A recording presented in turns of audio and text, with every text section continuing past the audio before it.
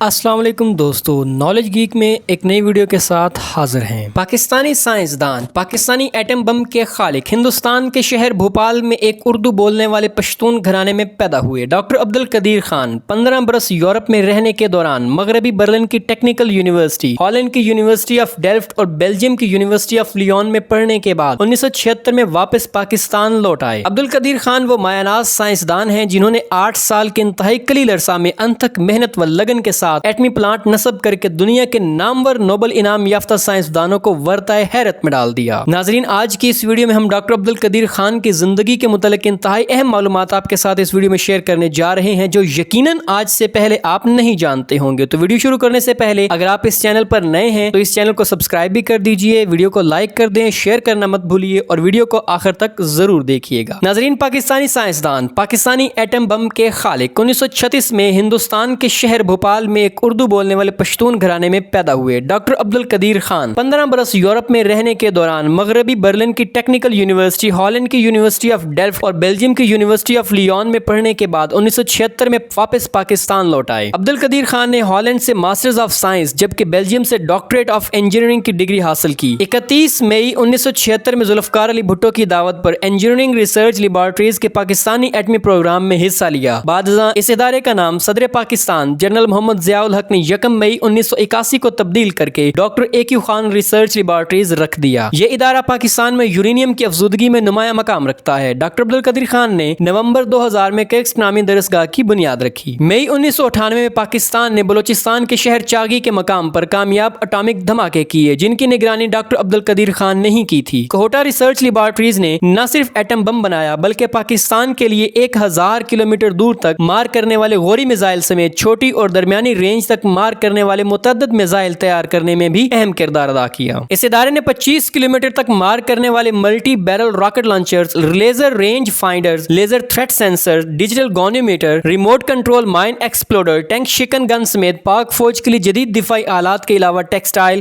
اور دیگر صنعتوں کے لیے متعدد آلات بھی بنائے۔ ڈاکٹر عبدالقدیر خان نے ایک کتابچے میں خود لکھا کہ پاکستان کے ایٹمی پروگرام کا سنگ بنیاد ذوالفقار علی بھٹو نے رکھا اور بعد میں آنے والے حکمرانوں نے اسے پروان چڑھایا۔ ڈاکٹر عبدالقدیر خان نے یہ بھی لکھا کہ جب کوہٹا میں ریسرچ لیبارٹریز زیر تعمیر تھیں تو وہ سہالہ میں پائلٹ پروجیکٹ چلا رہے تھے اور اس وقت فرانسیسی فرسٹ سیکرٹری فوکو کوہٹا کے ممنوع علاقے میں بغیر اجازت گھس آئے تھے جس پر ان کی مار کٹائی ہوئی اور پتہ چلا کہ وہ CIA کے لیے کام کرتے تھے۔ انہوں نے تہران میں اپنے CIA باس کو لکھا کہ کوہٹا میں کچھ عجیب و غریب ہو رہا ہے۔ ڈاکٹر عبدالقدیر خان کو صدر پاکستان جنرل پرویز مشرف نے بطور چیف ایگزیکٹو اپنا مشیر نامزد کیا اور جب جمالی کی حکومت آئی تو وہ بھی اپنے نام کے ساتھ وزیر اعظم کے مشیر کا عہدہ لکھتے تھے۔ ڈاکٹر قدیر خان نے ہالینڈ میں قیام کے دوران ایک مقامی لڑکی ہنی سے شادی کی جو بعد میں ہنی خان کہلائی اور جن سے ان کی 2 بیٹیاں ہوئیں۔ ڈاکٹر عبدالقدیر خان کو وقت بوقت 13 طلائی تمغے ملے۔ انہوں نے 150 سے زائد سائنسی تحقیقاتی مضامین بھی لکھے۔ 1993 میں کراچی یونیورسٹی نے ڈاکٹر عبدالقدیر خان کو ڈاکٹر آف سائنس کی اعزازی سند دی تھی۔ 14 اگست 1996 میں صدر فاروق لغاری نے ان کو پاکستان کا سب سے بڑا سول اعزاز نشان امتیاز دیا جبکہ 1989 میں ہلال امتیاز کا تمغہ بھی ان کو عطا کیا گیا۔ ڈاکٹر عبدالقدیر خان کے نام سے ایک ایوارڈ بھی منسوب ہے اور ڈاکٹر عبدالقدیر خان کے نام سے منسوب یہ طلائی تمغہ اور اعزاز نظریہ پاکستان کونسل گولڈ میڈل و ایوارڈ کمیٹی 24 مارچ سے ہر سال کسی ایک ایسے شخص کو ان کی اعلیٰ خدمات کے اعتراف میں ایوارڈ دیتی ہے۔ پاکستان کو اٹامک پاور بنانے کے بعد ڈاکٹر عبدالقدیر خان نے پورے عالم کو پیغام دیا کہ ہم نے پاکستان کا دفاع ناقابل تسخیر بنا دیا، یوں آپ پوری دنیا میں مقبول ہو گئے، جس پر سعودی مفتی اعظم نے ڈاکٹر عبدالقدیر خان کو اسلامی دنیا کا ہیرو قرار دیا۔ پرویز مشرف دور میں پاکستان پر لگنے والے ایٹمی مواد دوسرے ممالک کو فراہم کرنے کے الزام میں ڈاکٹر عبدالقدیر خان کو نظر بند رکھا گیا۔ نومبر 2000 میں پاکستان کے معروف سائنسدان اور KRL کے گزشتہ چیئرمین ڈاکٹر عبدالقدیر خان نے کوہٹا میں doctor AQ Khan institute of computer sciences and information technology crux کا افتتاح کیا۔ ابتدا میں کرکس نے کمپیوٹر سائنس میں بیچلرز کا پروگرام متعارف کیا جو گومل یونیورسٹی کے تحت ملحقہ تھا۔ بعد میں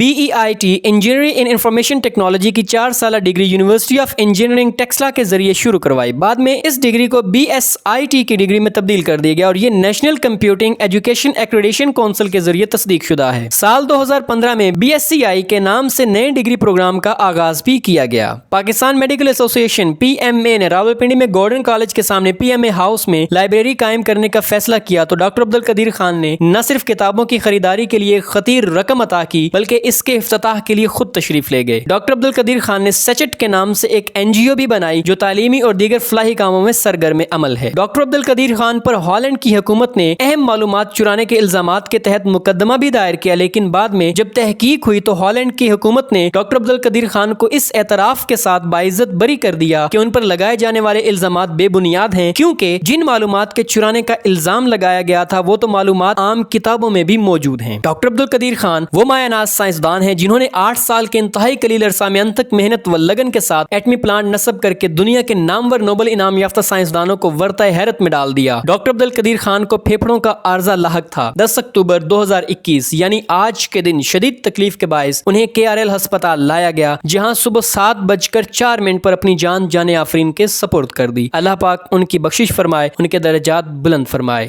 آمین۔ امید کرتا ہوں ہماری آج کی ویڈیو آپ کو بہت پسند آئی ہوگی۔ پسندیدگی کی صورت میں ویڈیو کو لائک کیجئے، کمنٹس کیجئے اور شیئر کرنا مت بھولیے گا۔